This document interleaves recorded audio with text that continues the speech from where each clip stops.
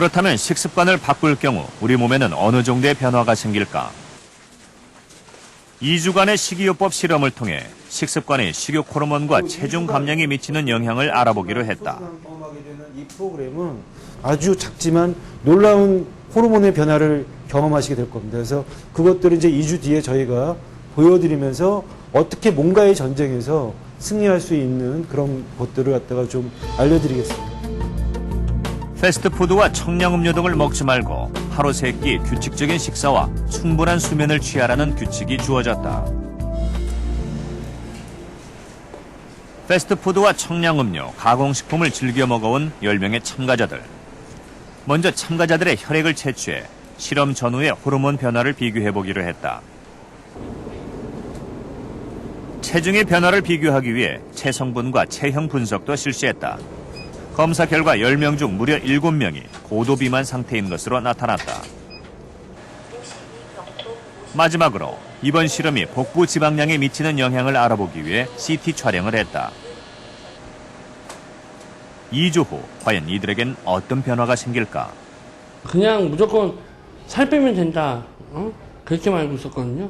그냥 굶어서도 빼보고 여러 가지 방법을 해봤는데 내 몸에 대해서는 신경을 안 써봐갖고. 이 실험대로 그 과당 섭취랑 뭐 지방량, 패스트푸드의 지방량 섭취를 줄여서 그 제 호르몬 수치가 정상으로 돌아온다면 그 이후에 요요가 오는 것도 줄지 않을까. 실험 일주일째. 참가자들 중 체중이 가장 많이 나갔던 이상준 씨를 만났다. 방학 동안 아버지의 공장 일을 돕고 있는 상준 씨. 정해진 규칙을 잘 지키고 있는지 궁금했다.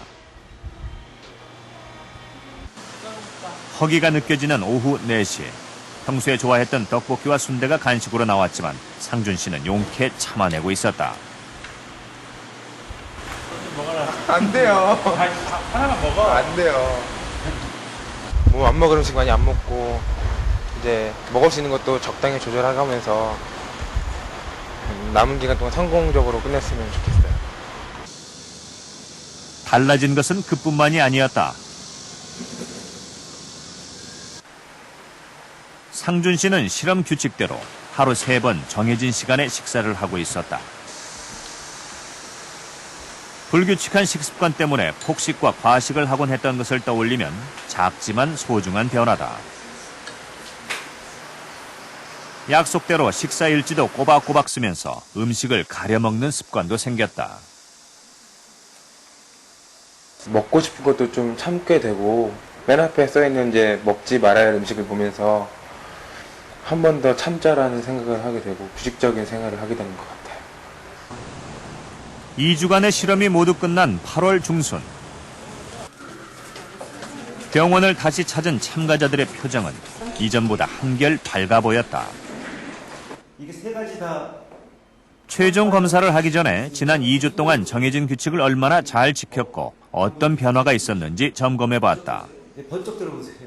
5번 정도 내가 좀 반칙한 것 같다. 그것까지 치면은 전부 다 하신 것 같은데요. 혹시 체중이 많이 빠지고 안 빠지고에 관계없이 내 몸의 변화가 훨씬 더 기분 좋고 변화했다고 느끼신 분이 있으면 손 한번 들어보십시오. 거의 모든 분들이 다 이렇게 좋은 변화를 일으켰던 것입니다. 사람들이 많이 막 얼굴이 빠졌다고 하는 그거 많이 그러고요. 일단 바지가 좀 헐렁해진 것 같아요. 걸어다니는 정화뼈인데 지금은 그 걸어다니는 정화뼈는 그 말은 빠졌으니까요. 그리고 건강하게 몸이 가볍게 변했으니까 너무 좋은 거니까요. 참가자들의 공통적인 반응은 몸과 마음이 가벼워졌고 규칙적인 생활을 하게 됐다는 것이었다. 그렇다면 이들의 몸속에선 어떤 변화가 있었을까? 사전 검사 때와 동일하게 체혈과 체성분 검사, 복부 CT 촬영을 진행했다. 이제 검사 결과를 기다리는 일만 남았다. 저희가 2주 동안 고생을 해서 이제 검사 결과를 의논하기 위해 모인 의료진. 10명이나 되는 참가자들의 호르몬 변화까지 검사하다 보니 결과를 분석하는 데에만 꼬박 일주일이 걸렸다.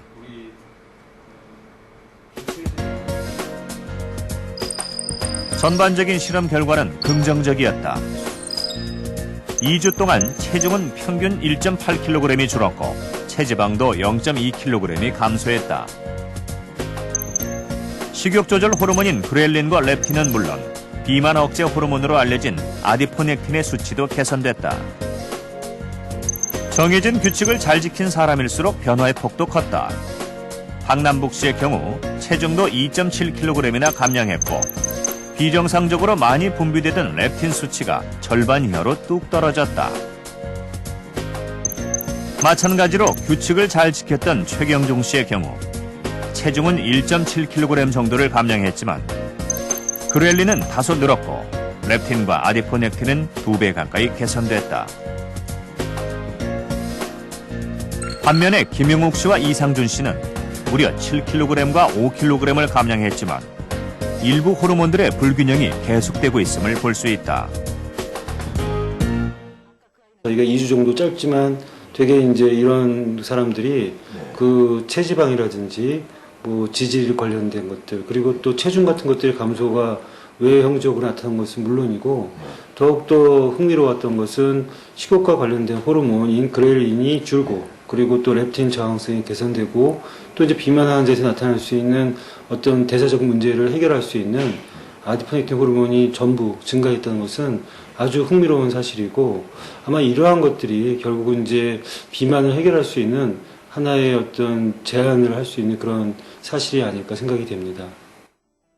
이번 실험에 참여한 10명의 모습입니다.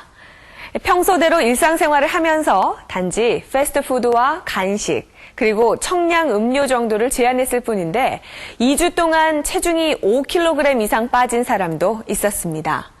한국인의 영양분 섭취량을 보면 단백질이 14.6%, 지방이 18.6%인데 비해서 하루 필요 열량의 3분의 2가 넘는 66.8%를 탄수화물에서 얻고 있는데요. 세계보건기구에서 권장하는 비율인 50에서 60%를 웃도는 수치입니다. 더욱더 중요한 것은 이러한 식습관이 체중을 증가시킬 뿐만 아니라 식욕을 조절하는 호르몬의 균형까지도 무너뜨린다는 사실입니다. 그렇다면 식습관 외에 우리 몸의 균형을 잡아주는 방법에는 또 어떤 것들이 있을까요? 올해 53살인 이건택 씨는 지난해 고혈압과 당뇨 판정을 받았다. 예기치 못한 질병에 놀란 그는 비만이 원인이라는 이야기에 또 한 번 놀랐다. 당시 이건택 씨의 체중은 83.9kg. 과체중이었지만 병이 날 정도는 아니라고 생각해왔다. 문제는 복부 비만이었다. 먹는 걸 좋아해서 가능하면 뭐 줄이려고 생각도 안 했고 그 낙으로 산다 생각을 하고 열심히 먹고 그랬는데 복부 비만 소리에 약간의 충격도 받고 그래서 그것도 복부 비만만 해소하면 나머지 문제가 다 해결된다고 하니까 그렇게 편하게 생각하고 시작을 했습니다. 이건택 씨는 식이요법과 함께 걷기 운동을 시작했다. 매일 저녁 30분, 그리고 회사에 있을 때도 점심시간을 이용해 잠깐씩 운동을 했다. 그렇게 6개월 동안 꾸준히 노력한 결과 허리둘레를 10cm나 줄일 수 있었다. 복부 비만이 개선되면서 몸속에서도 변화가 생겼다. 혈중 콜레스테롤 수치와 당뇨 때문에 올라간 혈당 수치가 눈에 띄게 낮아졌다. 외형적으로 체중과 허리둘레가 줄어들었을 뿐 아니라 당뇨와 고혈압의 원인이었던 내장 지방도 크게 줄었다. 아직도 과체중 범위에 속하긴 하시지만 허리둘레는 10cm가 감소된 상태로 복부 비만이 기준을 벗어난 상태이시고 혈당은 91mg/dl로 정상 범위로 내려오셨고 필요 이상의 지방은 각종 성인병의 원인이 된다. 하지만 적당량의 지방은 우리 몸에서 없어서는 안 될 존재다. 인체는 평균 7kg 정도의 지방을 저장하고 있으며 약 300억 개의 지방세포를 가지고 있다. 지방세포에선 우리 몸에 유익한 물질도 분비되는데 대표적인 것이 아디포넥틴이다. 내장 지방에서 분비되는 아디포넥틴은 혈관에 지방이 쌓이는 것을 막아주며 콜레스테롤과 혈당을 조절하는 기능을 한다. 아디포넥틴은 내장 지방이 적을수록